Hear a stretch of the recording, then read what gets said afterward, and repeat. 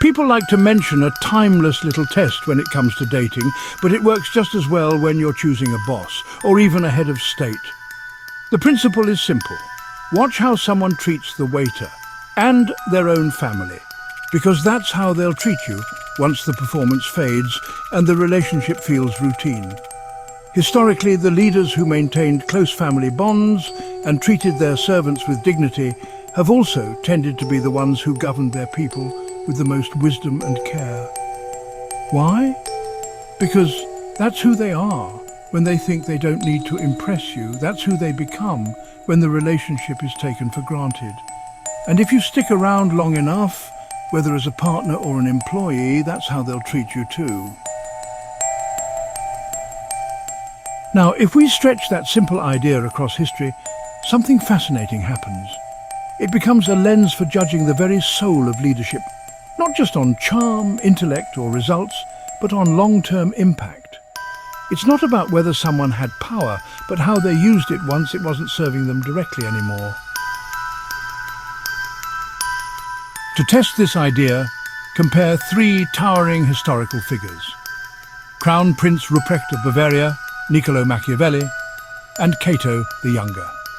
They each had a distinct mindset toward leadership and power, and while all of them lost in their own time, only one left behind a legacy of lasting peace.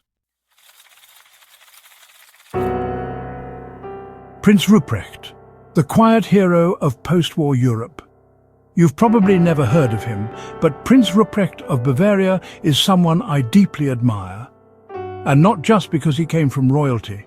He was heir to the Bavarian throne and, through the Jacobite line, arguably the rightful king of Great Britain. That alone could have made him drunk with entitlement. But instead, when Hitler offered to restore him to power in exchange for support, Ruprecht said no. And he didn't say no from a safe distance. His wife and children were imprisoned in concentration camps. He knew what resistance meant. He didn't win. He didn't fight back with armies or conspiracies. However, his principled refusal to compromise became part of the moral foundation that helped rebuild Europe after World War II. Think about that. A man who lost everything, yet somehow helped create the most extended period of peace and prosperity in European history, not by seizing power, but by denying it when it came at a cost that was too high. That's someone who passed the server test on a global scale. Machiavelli, the pragmatist who got it half right. Then there's Niccolò Machiavelli, the Renaissance bureaucrat whose name became synonymous with cunning and manipulation. His most famous work, The Prince, is still quoted by CEOs, politicians, and tyrants alike. Machiavelli wasn't evil. He was brutally honest about power in an era when morality was seen as a weakness.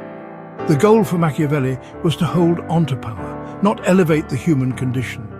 He believed leaders had to be feared rather than loved, and that the ends justified the means. And let's be fair, there's wisdom there. Leaders sometimes have to make complex, ruthless decisions. But here's the problem. His advice produces short-term survival, not long-term peace.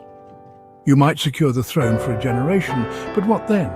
His vision lacked a mechanism for renewal. There's no room for trust, no foundation for a society that wants to grow instead of just defending itself. If Ruprecht built a moral legacy without power, Machiavelli described how to maintain control without a moral legacy. Cato, the Stoic who died on principle. Finally, we have Cato the Younger, the Roman senator who stood firm in the face of Julius Caesar's rise. Cato was the poster child for Roman virtue, incorruptible, stoic, relentless. He refused to compromise with Caesar, even when it became clear that the Republic was collapsing. And there's something admirable in that. Cato didn't bend, but that was also his downfall. His rigidity, his refusal to see the shades of grey, meant he became a symbol of resistance rather than a force for resolution. The Republic fell, and Caesar became dictator. Cato's death by suicide was noble, but also a signal that his philosophy had no way to adapt to a changing world.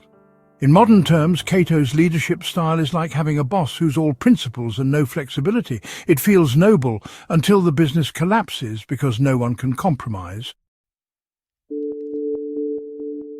So what separates the torchbearers from the flashbangs? Now that we're far removed from their times, we can do something that most people couldn't do back then. Look at the long-term effects of their philosophies. Machiavelli's tactics still echo in politics and business, but they haven't given us peace, just better-dressed forms of warfare. Cato's integrity inspired resistance, but his inflexibility helped destroy the republic he loved. Though almost forgotten, Ruprecht stands quietly behind a Europe that, despite its flaws, managed to avoid another world war, rebuild its democracies and craft a social order where dignity matters. So what made the difference? It's the difference between altruism and selfishness, between raw power and symbiotic reciprocity. In a word, the social contract. Let's not pretend leaders can avoid hard choices. Yes, sometimes a leader has to be ruthless. You can't run a nation or even a company without making tough calls. But the question is, are those actions serving the people or just the ego? Machiavelli thought harshness was a tool to preserve the state. Cato saw compromise as a weakness. Ruprecht believed harshness was only justified if it preserved human dignity. He understood what Augustus Caesar understood, that power to last must be integrated into a cultural and moral framework. That's what the best emperors did, not just win wars, but reshape society to survive after them. So yes, leadership can be brutal. It can demand sacrifice. But if you're choosing what kind of leader you want to follow or become, you have to ask one thing: what kind of world are they building when no one's watching? That's why I choose Ruprecht. Not because he won, but because he planted seeds that grew into peace. He understood that real power is not about crushing enemies. It's about lifting a standard that others can follow long after you're gone.